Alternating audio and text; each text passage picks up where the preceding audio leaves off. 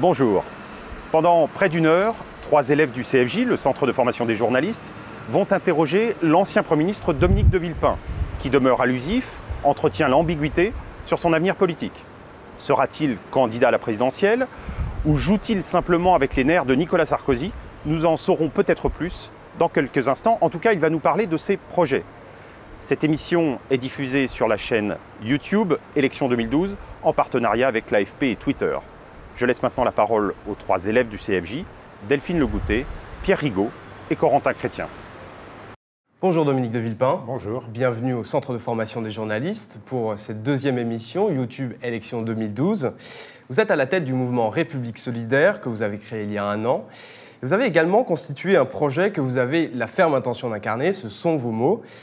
Mais vous n'êtes pas pour autant officiellement candidat à la présidentielle pour le moment. Candidat ou non, les internautes ont beaucoup de questions à vous poser. Dominique de Villepin, connaissez-vous le principe de l'émission ? Oh, je le connais vaguement. En tout cas, on va le préciser en marchant. On va le préciser pour vous, les internautes. Cela fait 15 jours qu'ils peuvent vous poser des questions sur la plateforme YouTube Élection 2012. Et ils votent ensuite pour ces questions. Il y aura quelques questions vidéo sur l'écran ici. Et ils ont été nombreux à poser des questions puisqu'il y a eu plus de 2000 votes. Mais la particularité de cette émission, ce sont nos vérificateurs. Comme leur nom l'indique, ils sont là pour vérifier vos propos. Ils sont 6 derrière leurs ordinateurs. Ils se trouvent juste au-dessus de nous. Et si certains faits ou certains chiffres leur semblent imprécis, ils ne manqueront pas de revenir vers nous. Donc pas de faits, pas de chiffres. Il faut en dire, mais il faut qu'ils soient exacts. Et ils peuvent également apporter des précisions, des compléments d'information pour nos internautes. Et les vérificateurs ont le droit de se tromper. Qui vérifie les vérificateurs? Ils peuvent se vérifier eux-mêmes. Ah, au diable. Voilà. Avant de passer aux nombreuses questions des internautes, on va vous poser une petite question Internet, puisque nous sommes sur YouTube. Alors, monsieur de Villepin, vous êtes très présent sur les réseaux sociaux, sur Facebook et Twitter. Vous avez des abonnés, des fans. En revanche, nettement plus que votre mouvement République Solidaire, qui en a beaucoup moins. Est-ce que c'est la preuve que République Solidaire, votre parti, est un projet personnel avant tout? Tout projet part d'une vision, d'une idée. Et cette idée, forcément, elle s'incarne dans une personne. À partir de là, il faut rassembler, regrouper, entraîner. Il n'y a pas de grand projet qui ne puisse être mené seul. Donc il faut avancer avec le plus grand nombre de gens possible. Et c'est bien évidemment le but dans le cadre d'une élection comme l'élection présidentielle. Donc oui, partir d'une idée, partir d'un projet, partir d'une vision, mais la faire partager. Vous parlez d'élection présidentielle. Vous n'êtes pas officiellement candidat, à moins que non, vous mais ayez personne n'est candidat officiellement. Il n'y a aujourd'hui que des demi-candidats, des candidats à des primaires. Le moment viendra. Nous sommes aujourd'hui dans les préliminaires. Ce sera quand ce moment, justement, vous pensez? Eh bien, vous savez, c'est comme en amour, il faut laisser faire les choses. D'abord, on fait les choses gentiment, on apprend à se connaître, on prend le temps de se regarder, de se jauger, d'échanger. Et à partir d'un certain moment, on a le sentiment que les choses sont mûres. Et quand les choses sont mûres... Vous avez une idée, une date pour monter l'escalier? La date, elle est bien connue. En général, le temps présidentiel, c'est à partir du mois de septembre. Jacques Chirac avait anticipé en 1994 ce temps présidentiel en déclarant sa candidature au mois de septembre. C'est très tôt, septembre, parce qu'après c'est très long pour arriver jusqu'à l'élection. Nicolas Sarkozy laisse entendre cette fois-ci qu'il se déclarera en janvier-février. Donc nous partons pour une élection tardive. On peut faire de très bons vins, des très bonnes vendanges tardives, mais je crois que l'important, c'est d'arriver vivant au bout de l'élection. C'est un petit peu comme dans les cimetières. Malheureusement, nous y passerons tous. Mais je crois qu'il faut laisser passer d'abord les plus pressés. Vous avez également ouvert un blog récemment. Vous postez assez régulièrement. Est-ce que pour vous, c'est une nouvelle façon de faire campagne, le net ? Alors, c'est une nouvelle façon de s'exprimer. Je crois que c'est très très difficile aujourd'hui d'arriver à faire passer des messages. Parce que tous les messages sont détournés, les médias fonctionnent selon des règles qui sont maintenant bien connues, qui sont les règles du sensationnel, de l'information live, et on répète en boucle parfois des messages qui sont vides. Pour arriver à court-circuiter cela, pour arriver à se faire entendre, eh ben, c'est comme à l'école, il faut lever le doigt. Et lever le doigt aujourd'hui, dans le monde moderne, eh ben, c'est poster, c'est tweeter, c'est faire passer des messages par tous les canaux, tous les biais possibles, en espérant qu'au bout de la chaîne, eh bien, il y a plusieurs personnes qui vous entendent, et puis que ce un ou ces plusieurs feront boule de neige, et que beaucoup d'autres suivront. Donc il faut beaucoup d'humilité en politique. Le grand principe d'une campagne électorale, c'est que même quand il n'y a que 5 personnes dans une salle, eh bien, il faut faire meeting. Ces 5 personnes en ramèneront d'autres. C'est pareil pour ce qui est Twitter ou Facebook ou tout autre média moderne. Monsieur de Villepin, je vous propose maintenant d'aborder les questions des internautes et le premier thème, c'est la politique.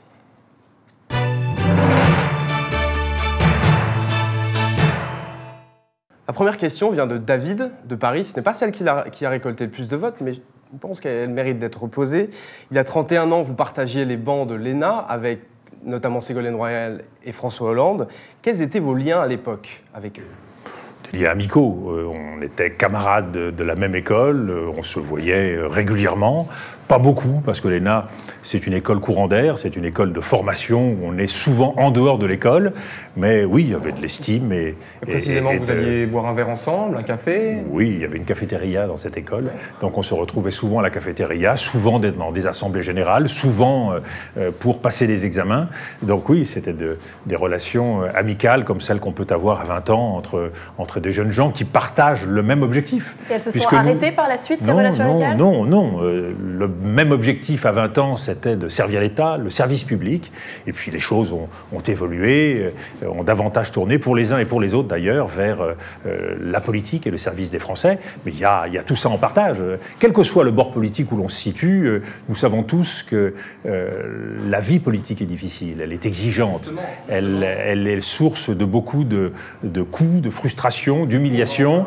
Donc c'est quelque chose qu'on a en partage, et quand on se voit, on peut au moins partager ça. Il y a justement, à propos de coups, une question populaire et pas tendre de Clara qui vient de Gap. Alors je rappelle qu'elle concerne l'affaire Clearstream. La Cour d'appel doit rendre une décision vous concernant le 14 septembre. Le procureur a requis 15 mois de prison avec sursis contre vous. Elle vous demande, Clara de Gap, est-il légitime de se présenter à l'élection présidentielle quand on risque 15 mois de prison avec sursis ? Ça concerne qui ? C'est une question qui m'est adressée à moi. Oui, elle vous est adressée. La question aurait pu être adressée au général de Gaulle en 1940, condamné à mort. Oui, mais je réponds. Je réponds à partir des références historiques. Chacun se situe dans une perspective historique.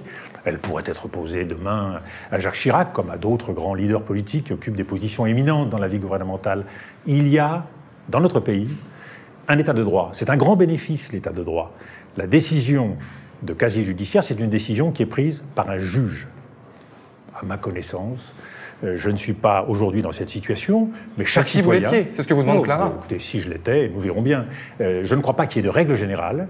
Il faut s'en remettre à la décision d'un juge qui est prise sur la base d'une volonté ou non d'inéligibilité. En première instance, je le rappelle, Clara l'oublie, mais je le lui rappelle, j'ai été blanchi, innocenté, complètement. Vous étiez relaxé. Oui, innocenté, blanchi, relaxé sur l'ensemble des faits. Bon. En droit, en fait, j'ai bon espoir que dans une situation identique, la décision de la Cour d'appel sera la même. Nous allons à Troyes, à présent, où Adrien vous demande comment comptez-vous concurrencer Nicolas Sarkozy sur son terrain de prédilection, la sécurité ? Pourquoi voulez-vous le concurrencer sur son terrain de prédilection, la sécurité ? D'abord, il y a un constat qu'on peut tous faire. Est-ce que la sécurité des Français s'est améliorée au fil des dernières années ? La réponse, nous l'avons en partage. Et le raisonnement qui était celui de la droite il y a un certain nombre d'années, et qui était un reproche fait à la gauche. Partie. Oui, bien sûr. Et qui était un reproche fait à la gauche, qui est « vous ne prenez pas en compte le sentiment d'insécurité ». Donc, quels que soient les chiffres, quelles que soient les bases de données auxquelles on se réfère, il y a aujourd'hui un sentiment d'insécurité dans notre pays, et le sentiment que les promesses qui ont été faites n'ont pas été tenues. Donc, il y a, pour la gauche, comme pour la droite, des progrès à faire. Et quels sont vos projets à vous sur ce terrain ? Dans le domaine de la sécurité, le premier combat, c'est de dépasser les idéologies. Il n'y a pas une sécurité de droite, des moyens de sécurité de droite et des moyens de sécurité de gauche. Et ma conviction, c'est qu'il faut mettre bout à bout l'ensemble des leviers, les leviers de la prévention, les leviers de la sanction, les leviers de la réinsertion, pour offrir justement toute cette gamme. Je crois que les internautes veulent des réponses concrètes. Mais vous savez, c'est très concret. La politique, ça s'appuie sur des principes, ça s'appuie sur des objectifs. Et aussi sur des actes. Bien sûr, mais je vous rappelle que dans la perspective d'une campagne présidentielle, on ne décide pas du nombre de couteaux, du nombre de fourchettes et du nombre de cuillères. On fixe un cap, on fixe une vision. Alors à partir de là, quel est pour moi l'essentiel ? C'est de réorganiser les moyens de notre sécurité. Je crois qu'il y a une très grande confusion entre les tâches des uns et des autres. Et pour ma part, je propose une police territoriale sur la base d'un recrutement national qui sera mise à la disposition des maires, pilotée par les maires, par les collectivités, et qui pourra répondre directement sur le terrain aux besoins d'interpellation, de protection, d'accompagnement. Un policier qui connaît le terrain, c'est un policier qui est beaucoup plus efficace. De ce point de vue, tirons les leçons de l'expérience de police de proximité. La police de proximité qui avait été mise en place par la gauche était une très bonne intention, une très bonne idée. Son application n'a pas été satisfaisante parce qu'elle n'était pas là aux heures où il fallait, parce qu'elle n'était pas assez nombreuse et parce qu'elle n'était pas équipée comme il aurait fallu qu'elle soit équipée. Donc vous comptez créer de l'emploi dans la police ? Je crois qu'à partir du vivier existant de postes, pas de nouveaux emplois. Une nouvelle répartition entre une police territoriale et une police nationale qui, elle, sera chargée de la criminalité lourde, des grands trafics, la lutte contre les réseaux. Et je crois qu'il faut mettre en place un dispositif spécifique pour faire face à ce qui constitue aujourd'hui la plus grande inquiétude, la grande criminalité. Et de ce point de vue, je propose que ce que j'avais, moi, initié lors de la campagne de 2002, qui a été mis en place par Nicolas Sarkozy, les groupements d'intervention régionaux, puissent s'accompagner d'un groupement d'intervention national, parce que c'est une chose que d'avoir des groupes spécialisés sur le terrain, c'est autre chose que de pouvoir rassembler l'information de ces groupes à l'échelle nationale, et je souhaiterais qu'il y ait même un groupement d'intervention à l'échelle européenne, parce que la criminalité, ça dépasse les frontières, et que nous avons besoin, à l'échelle de l'Europe, de rassembler les données, de rassembler les moyens, et de pouvoir agir. Un criminel peut agir sur le territoire français, mais le lendemain, il peut agir sur le territoire espagnol, ou mettre l'argent qu'il a gagné, l'argent sale qu'il a gagné au Portugal ou ailleurs. Donc si nous ne pouvons pas suivre ces évolutions-là, eh bien, nous ne disposerons pas de la capacité de démanteler ces réseaux. On va revenir à l'actualité politique récente. Jean-Louis Borloo se dit prêt à vous accueillir dans son mouvement. Teddy souhaite savoir si une alliance avec lui est envisageable pour contrer l'UMP en vue de la présidentielle. Échange de bons procédés, Jean-Louis Borloo est prêt à m'accueillir, je suis prêt à l'accueillir. Vous voyez que nous sommes entre gens de bonne volonté. Je ne crois pas à la cuisine politique. Je n'y ai jamais cru, je ne me suis jamais intéressé à la politique partisane. C'est la limite des partis. Les partis, ils ont malheureusement tendance à confisquer le débat démocratique plutôt que de le partager avec les citoyens. C'est pour ça que l'idée de s'allier avec, de faire de la cuisine avec, ça ne correspond pas à mon ambition. Néanmoins, nous avons besoin de partage, de dialogue, d'avancer sur des projets concrets. Et c'est ce que j'ai dit à Jean-Louis Borloo et c'est ce que nous faisons. Parler, essayer de faire avancer un certain nombre de propositions. Plus les propositions entre gens de bonne volonté pourront se rapprocher sur des grands sujets. Je prends l'éducation. Il ne peut pas y avoir d'opposition trop forte entre les uns et les autres sur des sujets aussi centraux. La sécurité, le pouvoir d'achat, l'éducation, la justice, voilà des sujets où on a intérêt à rapprocher nos points de vue parce que ce sont des sujets qui devraient être des sujets de consensus. Donc oui, nous pouvons faire du chemin avec. Laissons pour le moment de côté l'ambition personnelle, ou en tout cas l'incarnation de cette ambition dans le cadre d'une campagne présidentielle, pour faire avancer les projets, les rapprocher, et à partir de là, nous verrons bien, il y a encore beaucoup d'eau qui coulera sous les ponts dans les prochains mois, nous verrons bien comment les choses se présenteront à la fin de l'année. Nous allons passer à présent à une première question vidéo. Elle nous vient de Agnès Verdier, c'est la directrice de l'IFRAP, qui est un think tank libéral qui analyse et critique les performances de l'État. Écoutons-la. Bonjour, Agnès Verdier-Molinier de la Fondation IFRAP. Monsieur le Premier ministre, comment expliquez-vous que la France soit un des rares pays de l'Union européenne à ne pas avoir réformé son statut de la fonction publique ? Ne pensez-vous pas que, comme en Allemagne, nous devrions réserver ce statut aux seuls fonctionnaires régaliens et embaucher dans les autres administrations sous contrat de droit privé ? Nous sommes attachés en France à un certain nombre de repères et de références. Pays inquiet, pays qui a le goût du statut, pays qui a le goût d'un certain ordre économique et social. Donc s'attaquer au statut de la fonction publique, c'est une tâche difficile, un défi difficile. Ce qui ne veut pas dire qu'on n'ait pas à le faire évoluer. Et ce statut, il a évolué au cours du temps dans beaucoup de domaines. Le faire évoluer davantage, distinguer entre des catégories de fonctions qui sont strictement les catégories régaliennes et de nouvelles fonctions qui pourraient être menées, y compris sous un statut privé. Je crois que c'est une idée qui est une bonne idée, c'est une piste à étudier. Il faut voir et préciser quelles sont exactement les activités qui pourraient être déléguées à des services privés. voir quelles obligations de service public nous devrions imposer à ces services ou ces entreprises. Ça fait partie aujourd'hui de la réflexion. On veut développer des partenariats publics-privés. Donc je crois qu'il n'y a pas d'obstacle de principe. Au coup par coup, au cas par cas, en argumentant, en montrant comment nous pouvons être plus efficaces, voire plus économes, ça fait partie aujourd'hui de la réflexion qui est menée à la fois au niveau de l'État central, mais aussi dans l'État déconcentré, à l'échelle des régions, à l'échelle des collectivités, départements, communes. Il y a là toute une série de pistes qui peuvent faire évoluer les choses. Nous allons passer maintenant à la rubrique Société.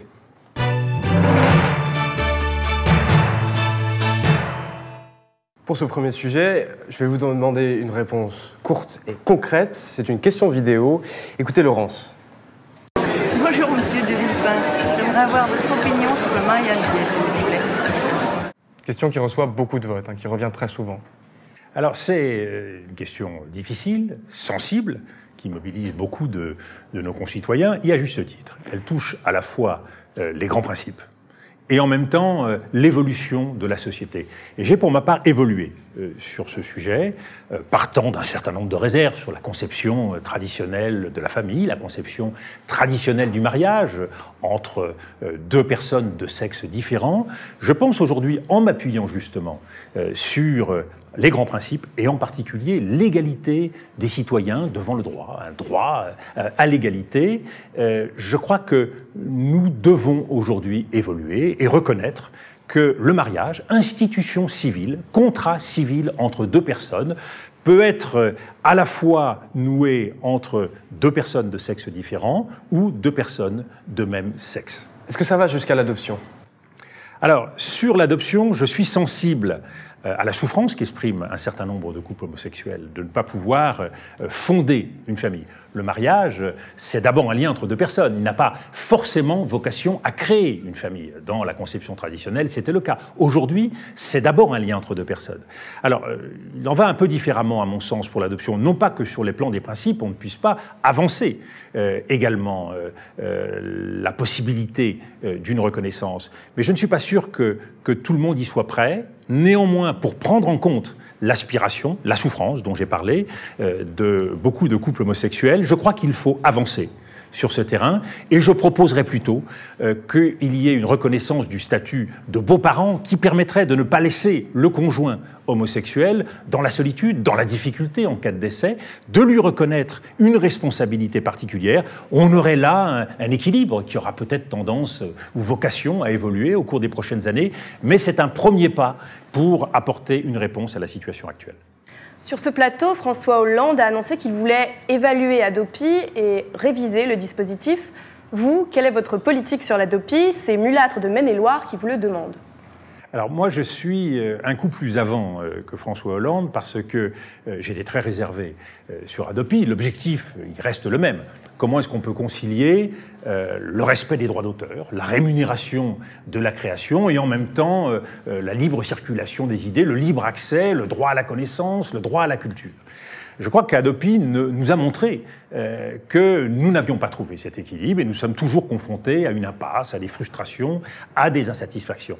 Il faut donc faire évoluer le système et je suis pour ma part pour le système de la licence globale, qu'il y ait à partir du forfait Internet un supplément qui soit payé par l'internaute et qui lui permette d'accéder à des plateformes qui soient libres d'accès. Sur ce sujet, vous avez également évolué puisqu'en 2006, c'est votre gouvernement qui a rejeté la licence globale. Alors, sur ce dossier, j'ai également évolué, mais c'est le principe même de la politique. La société évolue et surtout, nous savons maintenant qu'Hadopi n'est pas satisfaisant.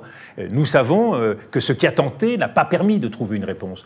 Donc je suis pour un forfait Internet qui permette justement de rémunérer les créateurs, mais je ne suis pas pour autant pour la suppression d'Hadopi. Et je crois qu'on doit... Oui, parce que je crois qu'on peut à la fois trouver plus de liberté grâce au système de la licence globale et la rémunération à partir d'un forfait Internet, et en même temps maintenir Hadopi pour qu'il y ait des règles qui sont nécessaires. Je prends par exemple le respect du droit de sortie pour certaines œuvres. Il y a un temps légal. Je crois qu'il ne faut pas que ce temps légal soit bafoué. Pour cela, je crois qu'Hadopi peut rester nécessaire en ce qui concerne le respect des règles. Alors il y a 2 semaines, On va passer à une autre question totalement différente, c'est l'une des plus populaires également. La Commission internationale des drogues, il y a 2 semaines, donc, a rendu un rapport qui préconisait de légaliser le cannabis. Elle disait que c'était la source de la plus grande criminalité dans le monde. Et donc, quelle est votre position vis-à-vis d'une légalisation des drogues douces? C'est une question de Stéphane Jouin-Spregelmeyer, de Seine-Porte, en Seine-et-Marne. Alors qu'une question très difficile, je me réjouis qu'elle revienne au devant de l'actualité à travers la commission dont vous avez parlé, à travers les propositions faites par certains parlementaires, comme Daniel Vaillant. C'est une question importante. Pourquoi? En ce qui concerne le cannabis, 4 millions de consommateurs en France. 90 000 interpellations dans notre pays, ce qui engorge nos services de police, mobilise la police judiciaire pour des enquêtes qui souvent sont infructueuses. Je crois qu'il faut là encore que nous évoluions. Je ne suis pas sûr que nous soyons mûrs pour une légalisation, même une légalisation sous contrôle.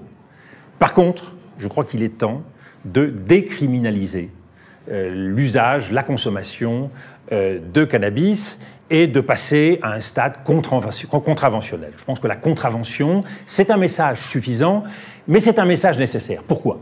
Parce que la consommation de cannabis reste dangereuse. Mais aujourd'hui, concrètement, les peines pénales ne sont pas appliquées. Elles sont souvent, les petits consommateurs s'en tirent avec soit une amende, soit rien. C'est bien pour ça qu'il faut trouver un nouvel équilibre. Donc je suis contre la pénalisation et pour la dépénalisation. Et je propose qu'en contrepartie, on choisisse la voie de la contravention. Donc on change de catégorie, mais en même temps, on continue d'envoyer un signal sur le caractère dangereux du cannabis. Ce qui permettra de reporter l'effort indispensable de nos services de police sur la lutte contre les grands trafics. Et de ce point de vue, il y a à faire un effort massif pour éviter justement le développement de ces drogues dures dont nous connaissons les ravages et alléger ainsi, en ce qui concerne le travail de la justice et le travail de la police, ce qui aujourd'hui les mobilise beaucoup, c'est-à-dire la lutte contre les drogues douces. Thomas de Paris souhaite connaître vos positions sur l'immigration choisie et votre politique pour gérer l'immigration clandestine. Décidément, on passe d'un sujet difficile à un autre sujet difficile. Il y a pour moi une règle claire et simple. L'immigration légale doit être encouragée, accompagnée, reconnue, et je suis, pour ma part, pour que l'on simplifie la vie de celui qui vient en France légalement, qui reste aujourd'hui encore un parcours du combattant. Je suis pour un titre de séjour unique, qui puisse évoluer au fil du temps en donnant plus de droits à celui qui vient chez nous. En ce qui concerne l'immigration illégale, je suis pour, là aussi, le respect d'une règle simple. L'immigration illégale doit être combattue et celui qui est là illégalement n'a pas vocation à rester. Mais sortons de l'hypocrisie actuelle. Dans la situation présente, il y a beaucoup d'immigrés illégaux qui sont en attente soit de régularisation, soit d'expulsion. Je crois qu'il faut donner un statut temporaire à ces personnes qui sont dans notre pays, qui ont des droits, ont des prérogatives et qui doivent être respectées. Donc, ne serait-ce que pour assurer le suivi de cette population qui se trouve temporairement en France ou dans une situation intermédiaire en France, ayons le courage de regarder en face, de savoir qui est là, pourquoi ils sont là et d'instruire leur dossier avec la sérénité nécessaire. En 2004, vous étiez ministre de l'Intérieur et les reconduites à la frontière ont augmenté de 40%. Est-ce que vous allez continuer dans cette voie ? Alors, je crois qu'entre le laxisme dont avaient fait preuve les socialistes et une règle claire comme celle que nous avons fixée à partir de cette date-là, il y avait évidemment un choix à faire, et je l'ai fait. Ferme contre l'immigration illégale, soucieux, au contraire, en matière d'immigration légale, de faire avancer les choses, de permettre la meilleure insertion possible face à des personnes qui souhaitent faire leur vie en France. Immigration légale familiale, immigration professionnelle, immigration des étudiants. Il y a là des situations extrêmement différentes, mais qui doivent toutes être encouragées. Nous avons besoin de cette immigration pour toute une série d'activités. Cette immigration, il est juste pour l'immigration familiale, et cette immigration, il est nécessaire compte tenu de la tradition française en ce qui concerne le droit d'asile. Donc il y a là des situations différentes qui doivent être adressées et traitées. Vous parlez d'un laxisme des socialistes. En 2004, quand vous êtes ministre de l'Intérieur, juste avant vous, ce n'était pas les socialistes, mais Nicolas Sarkozy. Oui, l'augmentation, elle est par rapport à la situation d'avant 2002. Nicolas Sarkozy avait déjà engagé un effort. Cet effort, je l'ai poursuivi.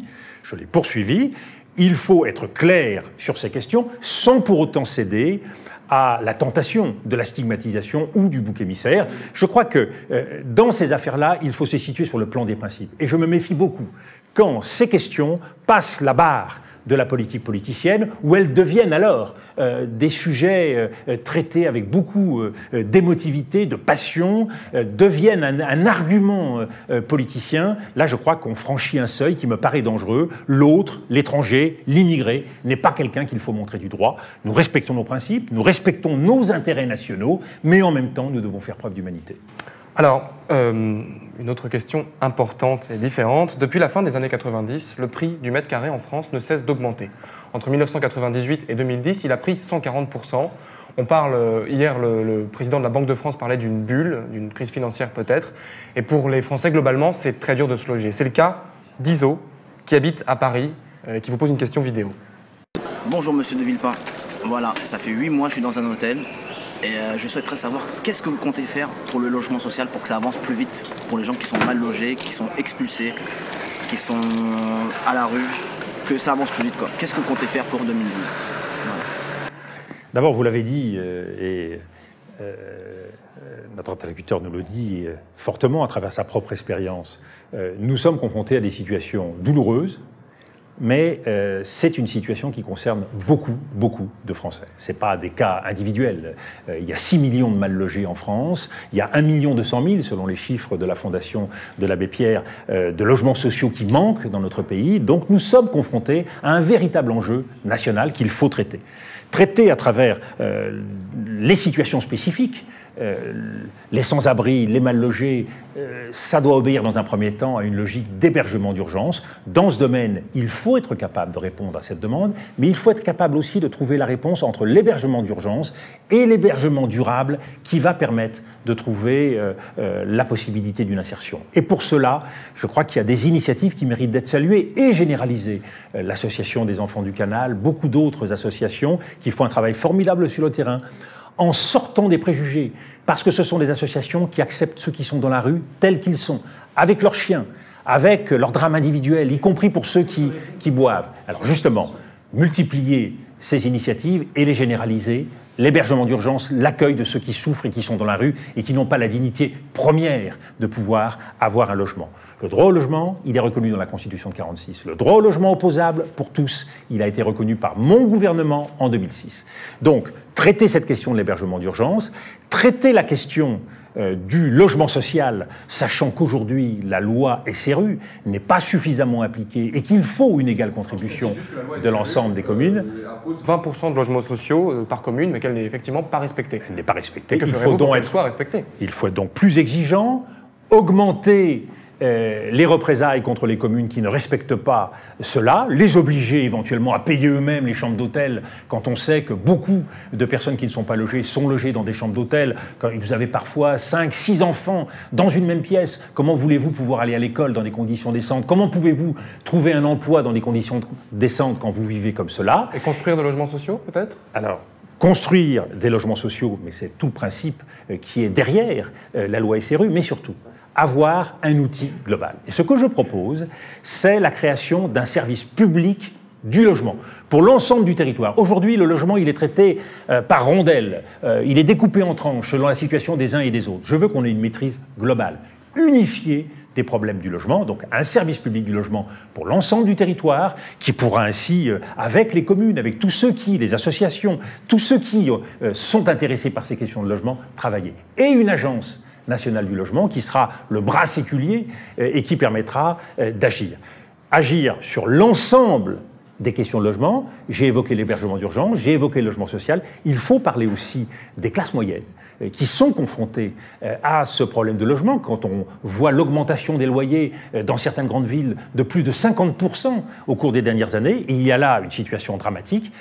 Tout l'intérêt, je crois, ce serait de pouvoir avoir un encadrement non pas obligatoire, les socialistes étaient partis sur cette idée, mais c'est très difficile à mettre en œuvre et cela stérilise l'offre de logement, mais un engagement contractuel, en donnant des avantages à ceux qui, disposant d'un certain nombre de logements, accepteraient de confier au parc social, donc il y aurait un parc social privé à partir d'un certain nombre de bailleurs qui confieraient ces logements, et également donner des garanties à ces personnes qui souhaitent pouvoir louer des logements dans la durée et qui aujourd'hui, quand il y a changement de quand il y a fin de bail ou quand il y a évolution de la situation, sont confrontés à des augmentations de tarifs tout à fait dissuasives.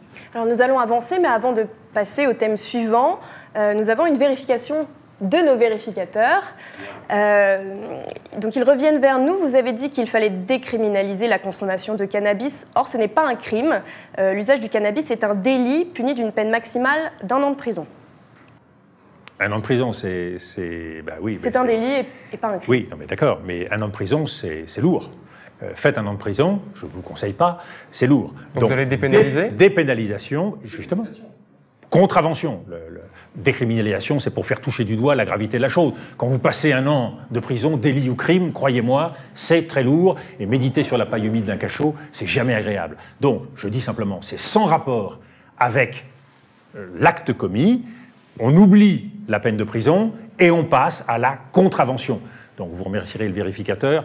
J'étais soucieux d'apporter là un témoignage vécu. J'ai visité des prisons. Je sais ce que c'est que l'expérience vécue par un certain nombre de compatriotes, soit de garde à vue, soit d'expérience de prison liée à des situations de ce genre. Croyez-moi, délit ou crime, 1 an de prison, c'est lourd. Nous avons une précision également de nos vérificateurs. En novembre 2006, vous étiez ministre de l'Intérieur. Vous aviez plaidé en faveur d'une police de tranquillité publique et vous aviez notamment déclaré « La police doit rester un gage de protection, de défense de l'ordre et de la loi ». C'est précisément ce qui avait été oublié à tort dans la police de proximité. Alors aujourd'hui... Novembre 2006, vous dites ? Oui. En novembre 2006, je suis Premier ministre. Et je donne instruction à mon ministre de l'Intérieur, Nicolas Sarkozy, de mettre en place une police de tranquillité publique. Mais il ne m'a pas écouté. Ça arrive. Nous allons passer à un nouveau thème avec des questions d'internautes qui ont reçu énormément de votes. Ce thème, c'est l'environnement et la santé.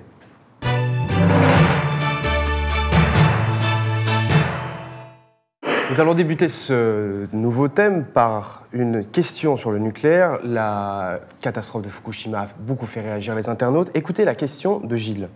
Monsieur de Villepin, bonsoir. On sait que le nucléaire est au cœur du sujet actuellement. Et justement, quelle est votre opinion sur le nucléaire et quelles sont, selon vous, les voies pour en sortir? Alors, on a fait, historiquement, tous ensemble, enfin, la nation, a fait le choix du nucléaire. Ce choix, c'est un choix lourd, puisqu'aujourd'hui, 80% de... Alors, 76, oui, selon nos vérificateurs. 76, selon vos chiffres, vos vérificateurs, les chiffres évoluent entre 75 et 80. Qui proviennent des chiffres officiels du gouvernement. Oui, c'est pas forcément les meilleurs. Bon, écoutez, entre 76 et 80... Vous avez fait partie du gouvernement longtemps, tout de même. Vous donniez des faux chiffres. Entre 76 et 80, vous remercierez vos vérificateurs, ils me paraissent apporter là une contribution utile. Bien, 76%, si ça vous fait plaisir, 76% de notre consommation, nous sommes dans le même ordre de grandeur, c'est beaucoup. C'est beaucoup, beaucoup. C'est, par ailleurs, ce choix du nucléaire, un choix qui nous apporte un certain nombre d'atouts, d'avantages. L'indépendance en matière énergétique, c'est très important d'être indépendant. Deuxièmement, c'est une énergie propre. Quand on se préoccupe du réchauffement climatique, par rapport à beaucoup d'autres types d'énergie, c'est une énergie qui apporte des garanties. Troisièmement, c'est une énergie qui crée des emplois. 120 000 personnes qui vivent sur la filière nucléaire, c'est beaucoup de personnes. Et enfin, c'est un secteur qui est extrêmement important en termes de recherche et de retombées, y compris sur la filière santé. Donc vous ne voulez pas en sortir? Eh bien, justement pas. Justement pas. Je crois qu'il est important de rééquilibrer notre balance énergétique. Mais simplement, ce que je veux dire, c'est qu'il n'y a pas de solution simple. Il n'y a pas de solution miracle. Il ne s'agit pas de dire, demain, on sort du nucléaire. Non. Il s'agit aujourd'hui de se poser la question de savoir s'il ne faut pas sortir du tout nucléaire, 76%. Je crois qu'il faut se poser la question et qu'il faut rééquilibrer cette balance énergétique, à la fois vers des énergies renouvelables, développement des parcs des éoliennes, évolution des centrales vers des centrales thermiques nouvelle génération, évolution également vers le secteur photovoltaïque, l'énergie solaire. J'ai beaucoup fait avec mon gouvernement en 2006 pour développer ce secteur, qui a créé jusqu'à 30 000 emplois. Aujourd'hui, pour revenir au nucléaire, aujourd'hui, ce secteur est menacé. Alors, sur le nucléaire, je suis pour que les Français, dans le cadre d'un Grenelle de l'énergie, puissent se prononcer sur la politique énergétique et rééquilibrer notre balance énergétique, parce que nous n'avons toujours pas trouvé la réponse à un certain nombre de problèmes en termes de sécurité, en termes d'enfouissement des déchets. Il y a là un certain nombre de questions qui se posent, donc je pense qu'il faut revenir à un équilibre. Et pour ma part, j'aurais tendance à proposer le retour à un équilibre à 50% pour le nucléaire, développer la part des énergies renouvelables. Une fois de plus, tout cela ne se fera pas rapidement, mais il y a une décision de principe à prendre. Et sur cette question de l'équilibre énergétique, je crois que les Français pourraient se prononcer par référendum pour donner leur avis sur la politique qui doit être menée d'ici à 30 ans. Mais 50%, c'est dire finalement il faut le réduire, donc le nucléaire est dangereux. Sinon, pourquoi le réduirait-on? Mais en même temps, on ne le supprime pas. Donc il est dangereux, non, mais pas dangereux, c'est une réponse un peu au milieu, un peu demi-réponse.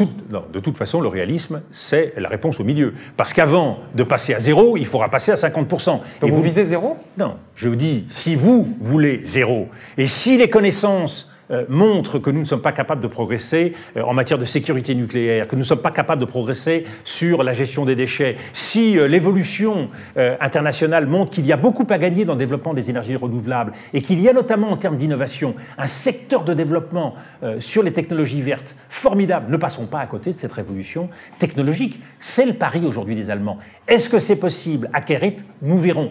Je suis pour que l'on engage l'effort, qu'on se fixe un objectif réaliste. 50%, c'est beaucoup et c'est difficile. Mais je souhaite aussi que l'on puisse assurer les besoins énergétiques de la France. Aujourd'hui, avec les énergies renouvelables, avec les énergies vertes, vous n'avez pas la possibilité de vous substituer à l'énergie nucléaire. Donc je veux qu'on mélange en quelque sorte une double approche, à la fois du réalisme, mais en même temps du volontarisme. Justement, on va continuer dans l'environnement en parlant des agriculteurs. La semaine dernière, Nicolas Sarkozy les rencontrait et leur promettait, parce qu'ils sont victimes de la sécheresse, de décaler leur prêt d'1 an. Et Pierre Coffin de Tulle vous demande « Qu'auriez-vous fait, vous, pour réagir à la sécheresse ?» Il faut qu'on aille vite, donc je vais vous demander une réponse concrète. Qu'auriez-vous fait que Nicolas Sarkozy n'a pas fait? Le gouvernement n'a pas fait que ça. Hein. Il y a des reports d'emprunts, des indemnisations, il y a tout un plan, en gros 700 millions d'euros, 1 milliard d'euros dit le Premier ministre. Ce qui me paraît oublié, c'est le temps court, dans l'urgence. Est-ce que nous ne pouvons pas stabiliser le prix de la paille vers 100 € la tonne de paille, pour cette durée justement aussi problématique pour nos agriculteurs. Deuxièmement, on oublie le temps long. Il faut nous préparer, compte tenu du réchauffement climatique, à ce qui risque de se répéter. Et donc, je crois qu'il faut s'attaquer à une véritable politique de gestion de l'eau, de l'irrigation. Je crois que de la même façon, il faut se préoccuper de lisser les prix pour les agriculteurs. Comment voulez-vous qu'un agriculteur arrive à vivre si, en fonction des évolutions, les prix évoluent dans tous les sens? Troisièmement, je suis pour qu'on se lance dans une véritable politique de l'alimentation, de sécurité alimentaire à l'échelle de l'Europe. L'Europe doit apporter sa contribution pour l'ensemble de nos agriculteurs. Je crois que c'est ce cadre de long terme qui aujourd'hui fait défaut au plan qui est sur la table. Nicolas de Paris souhaiterait vous voir détailler à présent votre proposition de TVA 3E. Donc, je précise que c'est votre taxe environnement, emploi, exportation et que son taux augmenterait de 5 points dans certains cas. Alors, c'est une grande ambition. Quelle est l'ambition qui est derrière? C'est à la fois développer l'emploi. Nous constatons que dans les dernières décennies, nous avons perdu 2 millions d'emplois industriels. Et rien qu'à travers la crise de 2008, on a perdu 500 000 emplois. Donc on a un problème d'emploi en France. Deuxièmement, on a un problème d'exportation. Nous sommes à la traîne. Quand nous voyons le déficit commercial de la France, nous avons du mal à exporter. Et donc il faut essayer de remédier à cela. Par ailleurs, nous avons un problème d'environnement et il faut un juste prix pour que sur chaque produit, le consommateur puisse être guidé par le produit le plus propre, le produit le plus respectueux de l'environnement. Pour combiner cette triple exigence, je propose effectivement une TVA 3E, une TVA sociale, environnementale, qui permettra d'apporter les réponses. Le grand intérêt de cette TVA, c'est qu'elle permettra d'alléger le coût du travail. Alléger de 3 points les cotisations patronales, alléger d'1 point la cotisation salariée.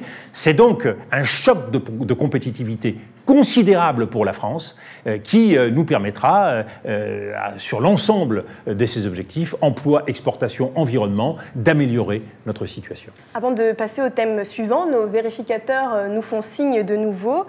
Vous avez dit que les loyers avaient avait augmenté de 50% au cours des dernières années dans certaines villes.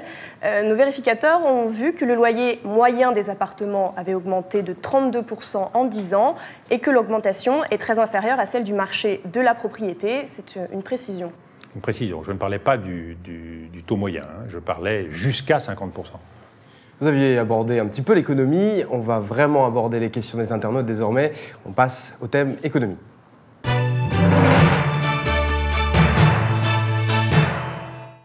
Vous proposez dans votre programme un revenu citoyen de 850 € en échange d'un travail d'intérêt général. Ne pensez-vous pas, c'est Alou Hachem de Sceaux qui vous demande, que ceci peut mettre en danger les emplois rémunérés au SMIC? Alors, c'est une vraie question, mais en même temps, il nous faut faire un choix.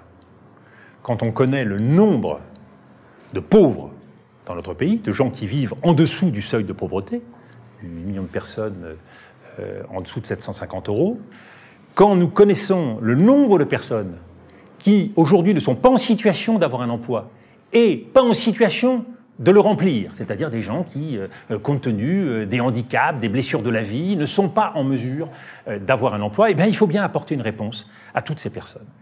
Il y a 5 millions de personnes qui peuvent être concernées par ce revenu citoyen de 850 €. Et ce que je propose, moi, c'est de leur offrir, en contrepartie de 850 €, une activité, c'est-à-dire un projet de vie, de les réinstaller au sein de la société. Croyez-moi, ça coûte 30 milliards supplémentaires. L'enjeu en vaut la chandelle. Et celui qui est au SMIC, puisque le revenu citoyen peut être versé jusqu'à 1 500 € de façon dégressive à partir de 850 €, eh bien il touchera près de 150 € supplémentaires. C'est vous dire que le différentiel entre ce que gagnera effectivement quelqu'un qui est au SMIC, 1 100 € plus 150 €, 1 250 €, et ce que touchera quelqu'un qui est à 850 €. Et je pense là, par exemple, à une agricultrice à la retraite, qui aujourd'hui touche une indemnité extrêmement faible, quelqu'un qui est au minimum vieillesse, quelqu'un qui touche l'allocation autonomie handicapée à 730 € et qui va pouvoir gagner 120 € supplémentaires. Il y a là une existence de justice, de dignité. Je veux que dans la société française, qui est une société sympathique, formidable, mais où il n'y a pas suffisamment de citoyenneté, je veux que chacun soit citoyen. La contrepartie, le vote obligatoire, la contrepartie, une activité. Même pour les personnes qui la toucheront de façon dégressive, ceux qui la touchent de façon dégressive sont des gens qui ont déjà donc pas de contrepartie pour cette personne-là. Non, ils ont déjà un emploi. Et je veux, parallèlement, dans la perspective d'un statut du citoyen, que le service citoyen puisse permettre d'encadrer ces projets et ces activités pour toutes les personnes qui toucheraient ce revenu citoyen. Donc nous avons là un projet d'ampleur nationale qui redonne de la dignité à notre pays. C'est-à-dire que là où les Français sont les plus pessimistes du monde en ce qui concerne l'avenir, là où les Français se sentent parfois abandonnés de tous et incapables de tendre la main, ou en tout cas cette main n'est jamais saisie, eh bien il y a enfin la reconnaissance de la dignité. Croyez-moi, depuis la Révolution française, ça fait partie des grandes avancées que nous pourrions faire.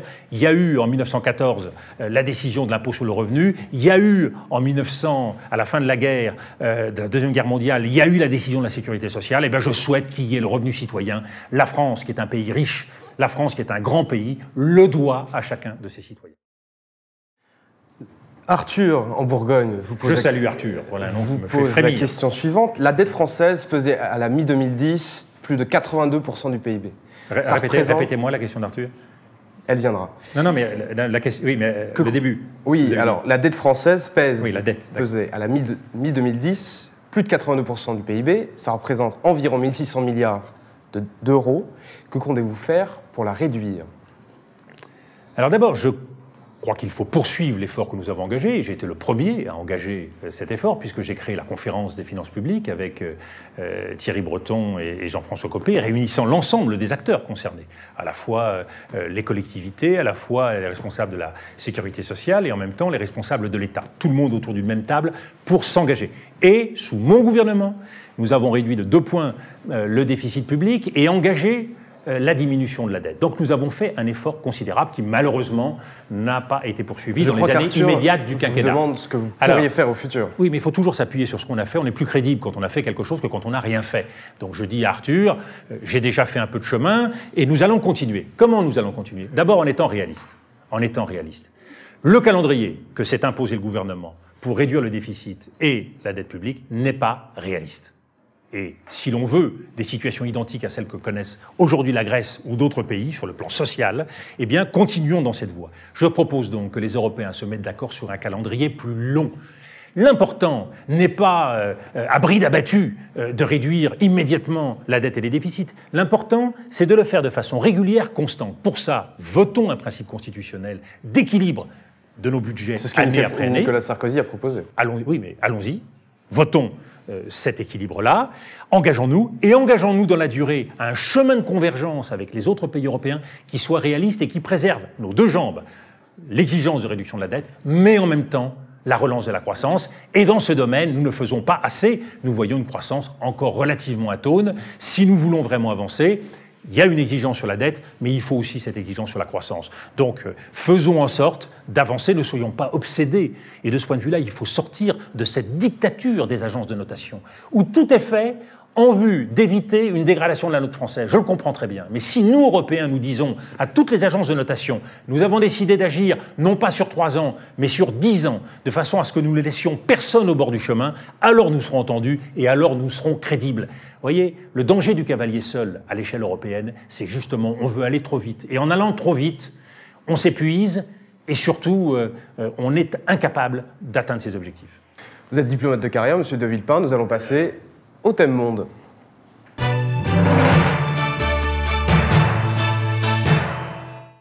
Les forces armées françaises représentent 240 000 militaires, 72 000 civils. La France est au 3e rang mondial en termes de budget de la défense. Ernest vous demande s'il est utile d'entretenir une armée qui coûte si cher. C'est utile, c'est indispensable. Vous savez, dans ce qui fait les fondamentaux français, il y a notre indépendance. Si on veut être indépendant, il ne faut pas être ingénu ou naïf. Oui, il faut une armée opérationnelle, efficace, entraînée, capable de se projeter sur les théâtres de crise et capable d'être l'outil pour servir une diplomatie proposante et d'initiative. Si nous voulons apporter notre contribution aux crises, comme nous l'avons fait en Côte d'Ivoire, comme il faudrait le faire dans beaucoup d'autres endroits, eh bien nous avons besoin d'une armée efficace et opérationnelle pour des tâches militaires, pour des tâches humanitaires. Nous avons besoin, et c'est un enjeu indispensable et incontournable. Et ce qu'il faut regretter, c'est qu'aujourd'hui, il n'y ait que 2 ou 3 pays qui fassent cet effort de plus de 2% du PIB consacré à l'effort militaire, et que l'essentiel des autres Européens ait baissé les bras. Parce que la défense européenne devrait être un des grands projets. Aujourd'hui, il n'y a guère que la Grande-Bretagne et la France qui font cet effort. Ce n'est pas suffisant. Mais il y a moins d'armées en Europe parce que l'Europe est en paix. L'Europe est en paix. L'Europe est en paix, mais le monde ne l'est pas.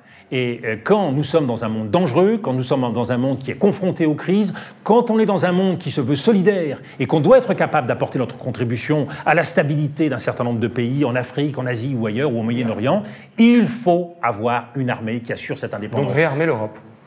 Il faut que l'Europe assume une défense européenne. Nous sortions de cette fiction du parapluie de l'OTAN, que je trouve pour ma part humiliant et stérilisant en ce qui concerne nos initiatives diplomatiques.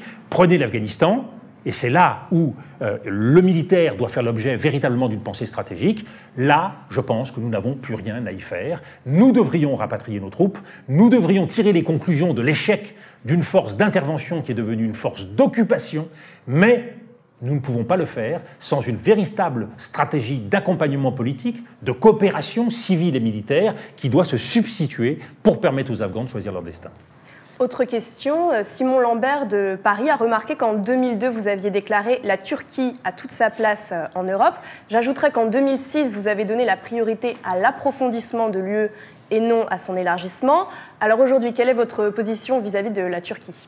Alors d'abord, première évidence, la Turquie, c'est un grand pays. C'est sans doute aujourd'hui le pays dans la grande Europe qui a le plus évolué et qui joue le rôle le plus important en direction du Caucase, en direction de l'Afrique, en direction du Moyen-Orient. C'est un des piliers aujourd'hui de tout effort de paix et c'est un pays dont la croissance exceptionnelle constitue un réservoir de croissance pour nos propres pays. Donc, pas de refus de principe aux Turcs.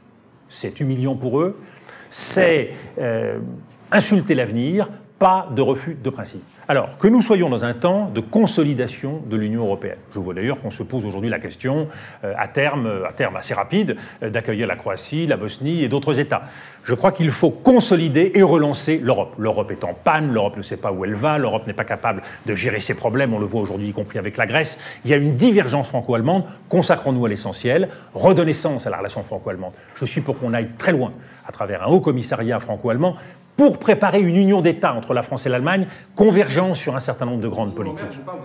Et je reviens à la Turquie, il faut un partenariat renforcé dans cette période qui pourra aboutir, le moment venu, quand les Turcs seront prêts et quand nous serons prêts, éventuellement à l'adhésion entière de la Turquie. C'est un chemin de long terme. Qu'est-ce qui l'empêche concrètement ? Ce qui l'empêche aujourd'hui concrètement, c'est qu'il y a encore beaucoup d'obstacles, à la fois sur la démocratie turque, sur un certain nombre d'orientations de la Turquie, de reconnaissance du génocide arménien par exemple. Il y a un certain nombre d'obstacles qui doivent être pris en compte, mais pas de fermeture. Vieux réflexe de Jacques Chirac, ça vaut bien au-delà de la Turquie. On ne met jamais personne dans le coin d'une pièce, on n'humilie personne. Offrons à la Turquie une perspective d'avenir avec nous. Ça passe aujourd'hui par un partenariat renforcé. Je crois qu'il faut que nous ayons une grande politique de pôle pan-européen. Vous savez, le monde, il est multipolaire. Où est le pôle européen ? 450 millions d'habitants ? Ça ne fait pas un grand pôle face à la Chine qui a dépassé de loin le milliard, l'Inde, aujourd'hui le Brésil avec l'ensemble sud-américain. Si nous voulons peser, il faut au moins 1 milliard d'hommes. Donc des liens privilégiés avec la Russie, des liens privilégiés avec les Balkans, avec la Turquie et avec le Maghreb pour renforcer notre pôle. Ça ne veut pas dire faire et proposer l'adhésion à chacun.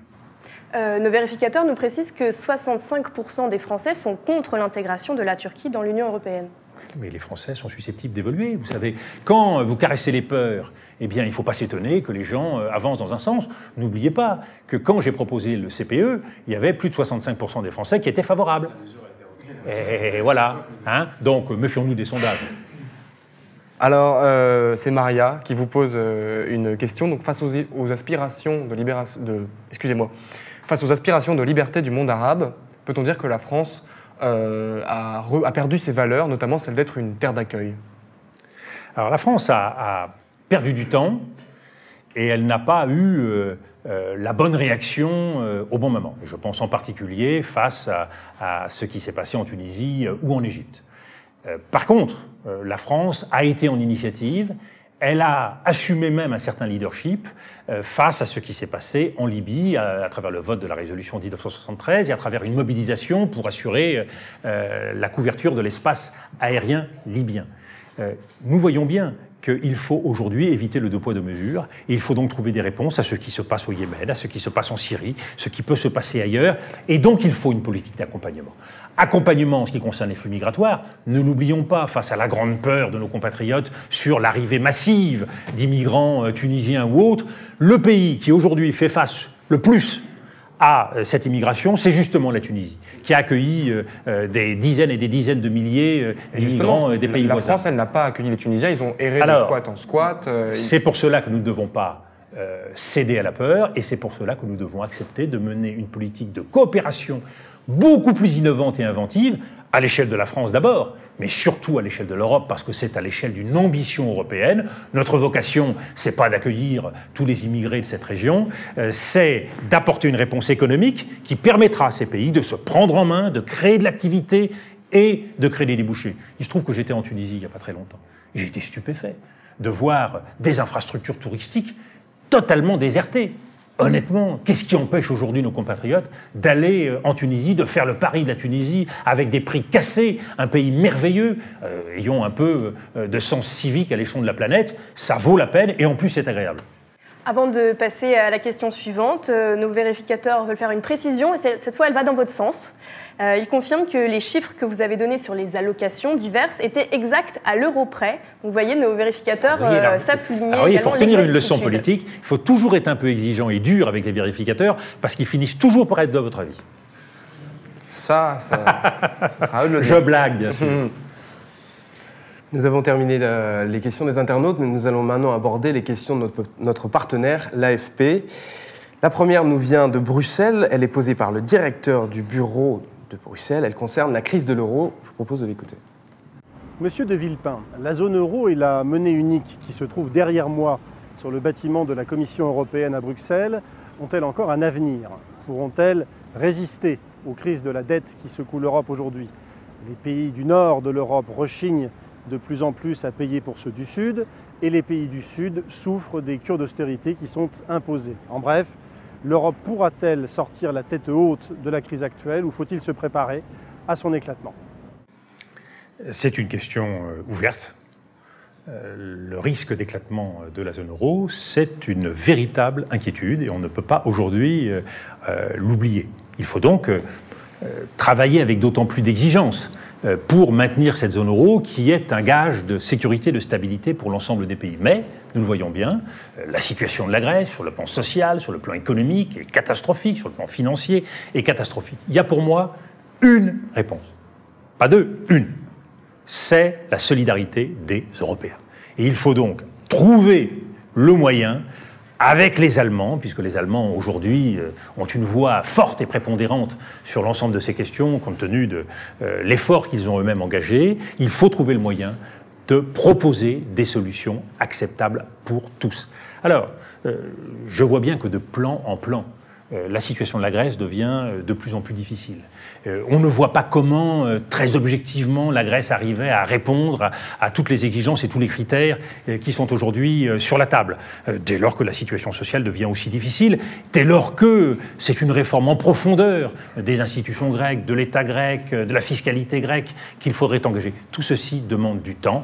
Pour ma part, j'aimerais que nous puissions trouver les voies de propositions réalistes, comme par exemple la restructuration de la dette grecque. Ce qui pose un problème, c'est évidemment la réaction des marchés. Mais j'ai la conviction que si nous sommes capables de préparer une telle décision, qui est une décision difficile, si nous sommes capables de l'accompagner, si nous sommes capables de l'expliquer, alors la dictature des marchés, parce que c'est bien ça le risque aujourd'hui pour l'euro, la dictature des marchés, une décision qui s'impose à nous de l'extérieur, eh bien nous serons en mesure de la contrebalancer, d'y remédier. Mais la seule réponse, c'est la solidarité. C'est vrai pour la Grèce, c'est vrai pour le Portugal, c'est vrai pour l'Espagne, c'est vrai pour la France, parce qu'il y a un risque de contagion d'une monnaie à l'autre, d'un pays à l'autre, mais la réponse est la même, solidarité. Jean-Pierre Campagne de l'AFP, toujours, vous pose à présent une question depuis Benghazi sur l'opération menée par l'OTAN en Libye. Écoutons-le. Je vous pose cette question depuis la place de la Révolution, qui est le haut lieu de l'insurrection libyenne. Au moment de la guerre en Irak, au début de la guerre en Irak, vous vous étiez opposé, depuis les Nations Unies, à l'implication de la France, l'implication militaire, aux côtés des Américains, contre Saddam Hussein. Si vous étiez aux affaires en 2011, au début 2011, qu'auriez-vous fait ? Auriez-vous, tel le gouvernement français, décidé de vous impliquer militairement pour aider la rébellion contre Kadhafi, ou bien auriez-vous attendu une hypothétique action de la part des Nations Unies? Nous attendons une réponse courte et concise sur ce sujet. Alors la réponse est oui. La décision de protection des populations, telle que prévue par les Nations Unies dans sa résolution, était nécessaire. La question, c'est est-ce que, avec des moyens militaires, nous pouvons trouver une solution? Ma réponse, c'est non. Et je suis pour que, aujourd'hui, le politique, le diplomatique se substitue et accompagne le militaire qui, tout seul, ne peut pas trouver la solution. Alors nous voyons bien que les choses ont un peu dérapé. Aujourd'hui, l'objectif, c'est clairement le départ du colonel Kadhafi.